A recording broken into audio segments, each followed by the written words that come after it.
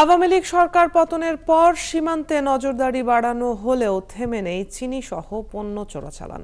গেল আগস্ট মাসে সিলেটের বিভিন্ন সীমান্ত এলাকা থেকে 12 কোটি টাকা মূল্যের বিভিন্ন রকম পণ্য আটক করেছে বর্ডার গার্ড বাংলাদেশ বিজিবি।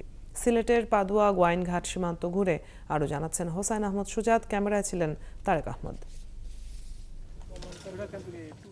সিলেটের গোয়াইনঘাট উপজেলার সীমান্ত এলাকা পাদুয়া।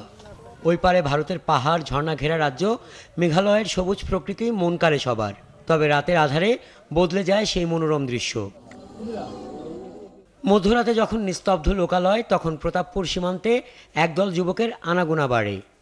সীমান্তের অপর পার থেকে চিনি, শাড়ি, কসমেটিক্স সহ চোরাচালানের নানা পণ্য নিয়ে আসে এরা। প্রতিবার পণ্য বহনে পায় 200 টাকা। কাজকাম তো বন্ধ, পাথর টাটর বন্ধ হয়ে কাজকাম হয় না, তাই আমরা ইন্ডিয়াতে কাজ করতে যাই। চিনি আনি, এই পান চিনি এগুলো আনি, প্রায় 200 টাকা দেয় প্রতি বস্তায়। আমরা বিজেপি দলেও টানার দেওয়া দেয়, টানার থেকে আইয়া আবার কাজও লাগে যায়, খাইতে তৈব পেটের লাগে। আগের থেকে অনেক কমছে বিডিবি ধরে। মধ্যরাতে সীমান্তে সাংবাদিক দেখে অনেকটাই তেড়ে আসেন বিজিবির সদস্যরা। খবর সংগ্রহে বাধা দিয়ে সীমান্ত থেকে ফিরিয়ে দেন তারা। সীমান্ত এলাকা টহলরত অবস্থা আমরা একজন লোক সুজন নামে সাংবাদিক পরিচয় দিচ্ছে। প্রতিবেদন তৈরি করার প্রয়োজন হয়, সেক্ষেত্রে আমাদের ব্যাটালিয়নের সাথে যোগাযোগ করবে, ওখান থেকে অথরিটি নিয়ে তারপর আসতে পারে। এটা অবশ্যই দিনের বেলা, যে কোনো একটা দুর্ঘটনা ঘটতে পারে, যেহেতু ইন্টারন্যাশনাল বর্ডার। লিমাটু পরিষ্কার স্যার। পরে বিজিবির ঊর্ধ্বতন কর্মকর্তাদের অনুমতি নিয়ে আবারও সীমান্তে গেলে চোরাচালানের পণ্য বহনকারীদের পাশাপাশি দেখা যায় বিজিবির তৎপরতা। তারা জব্দ করে চোরাচালানের চিনি।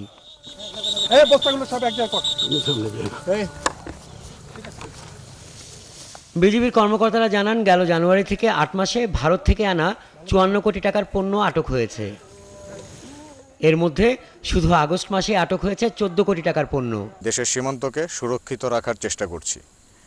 এর পাশাপাশি সীমান্তে চোরাচালান দমন, অবৈধ অনুপ্রবেশ এবং অবৈধ বহির্গমন প্রতিরোধে আমরা জিরো টলারেন্স নীতি অনুসরণ করছি।